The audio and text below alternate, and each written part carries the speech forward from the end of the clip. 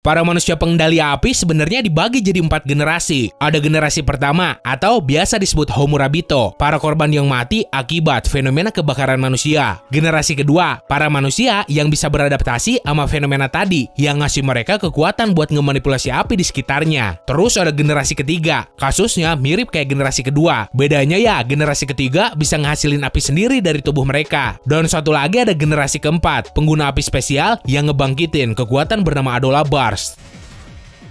聞こえてないようだ。いいだろう、このまま反省室へ運べ。何を反省しろというのだ。 Ingat, daftar ini murni dari penilaian gua pribadi doang. So, kalau di antara lu ada yang kagak setuju sama list gua, bodoh amat nyir. Kalau mau ya lu bisa bikin list lu sendiri di kolom komentar. Nomor 10, Natakuson.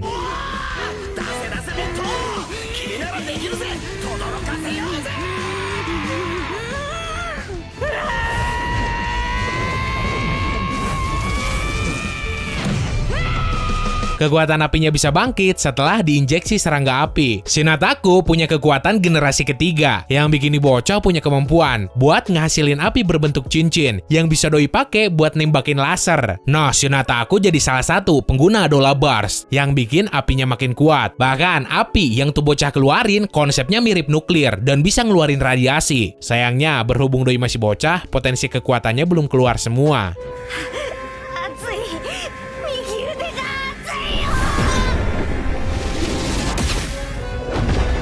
Nomor 9, Arthur Boyle.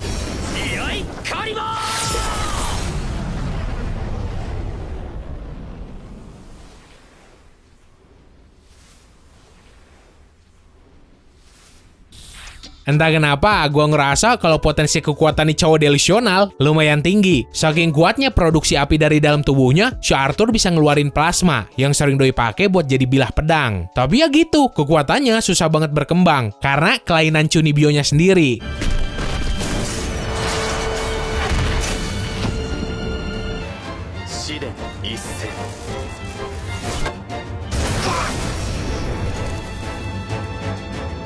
Nomor 8, Joker.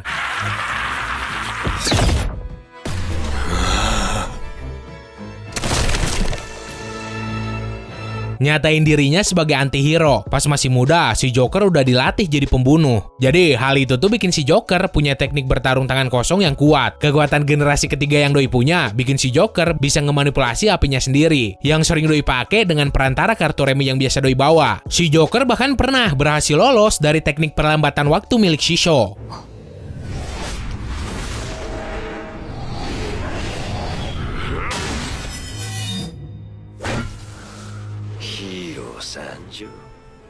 Nomor 7, Kurono Yuichiro.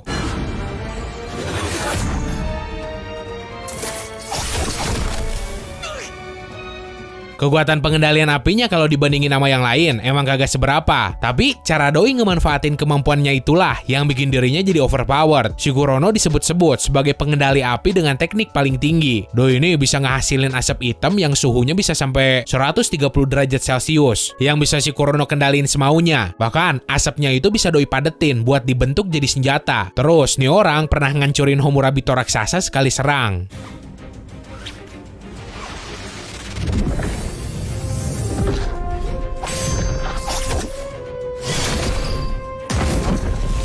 Nomor 6, Haumea.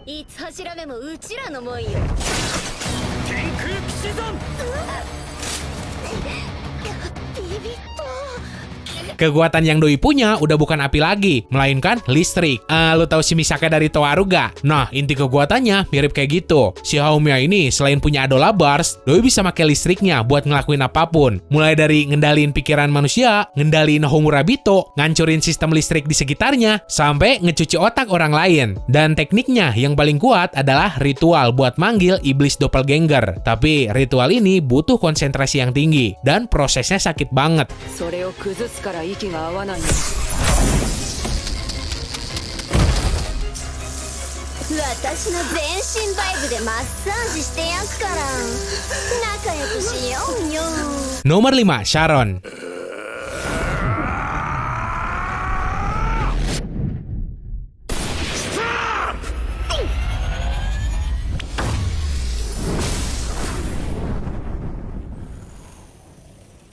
anggota sekte tudung putih yang punya kekuatan generasi kedua. Yang bikin doi kuat banget tuh udah jelas faktor defensifnya. Waktu itu si Sharon bahkan bisa ngetank serangan api nuklir yang si Nataku keluarin, yang padahal bisa ngeratain satu daerah dengan radius puluhan kilometer. Jadi nih orang punya kemampuan buat nyerap damage dari serangan api apapun, yang kemudian doi transformasi jadi serangannya sendiri.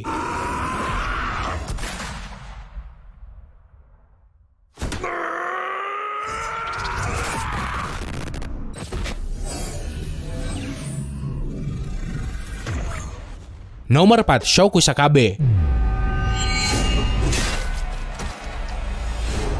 すごいな。反応はしていたか。あった。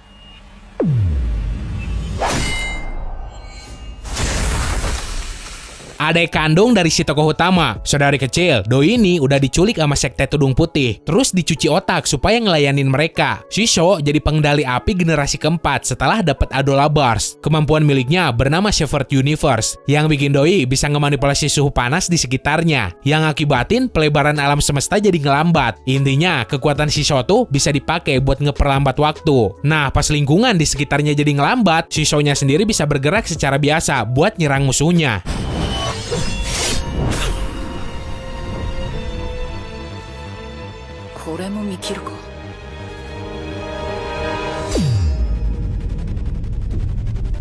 Nomor 3, Leonard Burns.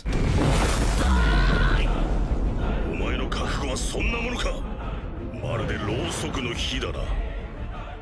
なめんなよ。俺はこんなものじゃねえ。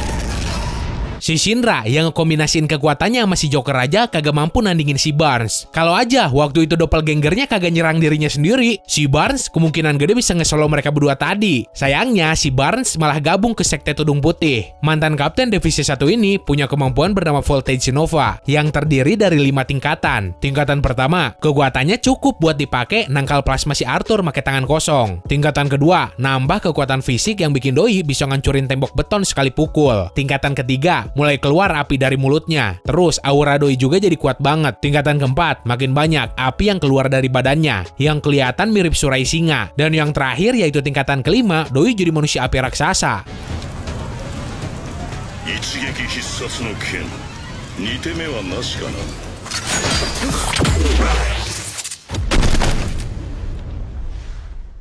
Nomor 2, Benimaru Shinmon.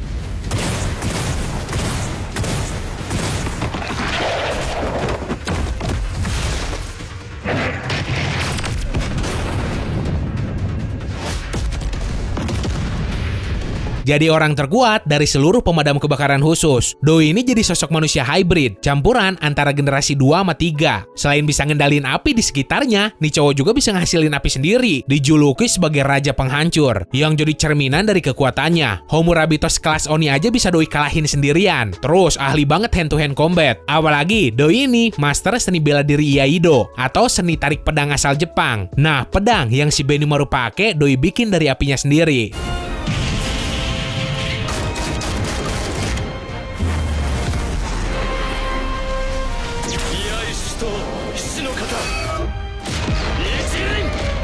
Nomor 1, Dragon. Di waktu gue bikin video, orangnya belum muncul di anime. Jadi gue juga belum punya cuplikannya. Salah satu anggota sekte tudung putih, yang kekuatan defensif sama ofensifnya gila banget. Si Benimaru yang jadi pemadam kebakaran terkuat aja bilang kalau dirinya kagak bisa nandingin kekuatan si Dragon. Sesuai yang namanya, pengendali api terkuat ini punya kekuatan mirip naga. Doi bisa nyemburin api dari mulutnya lah. Punya sisik naga yang doi bentuk sendiri dari bahan bakarnya. Bahkan si Dragon bisa berubah jadi makhluk mirip naga sendiri. Pernah si Arthur nyoba ngelawani orang. Si Arthur pakai kekuatan delusi maksimalnya yang bikin doi punya Excalibur yang gede banget. Pas ditebasin ke arah si Dragon, malah Excalibur si Arthur yang hancur. Terus badannya sendiri juga ngederita luka yang parah banget.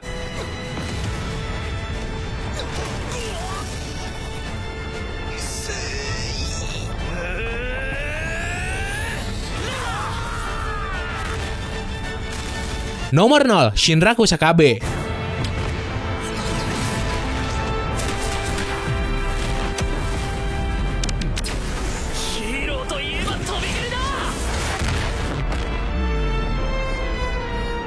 Ya, lu sendiri pasti tahu alasan kenapa gua naruh nih orang di posisi 0. Logikanya gini deh, kalau protagonis alias tokoh utama anime shonen kagak bisa ngalahin semua musuhnya, ceritanya nanti udah kagak bermakna lagi. Jadi udah pasti di akhir cerita nanti si Shinra yang bakal jadi pengendali api terkuat yang pernah ada. Contohnya, lu lihat aja si Naruto, Natsu sampai si Ichigo. Makanya gua ngerasa kagak adil ke yang lain kalau seandainya si Shinra gua masukin ke daftar 10 besar.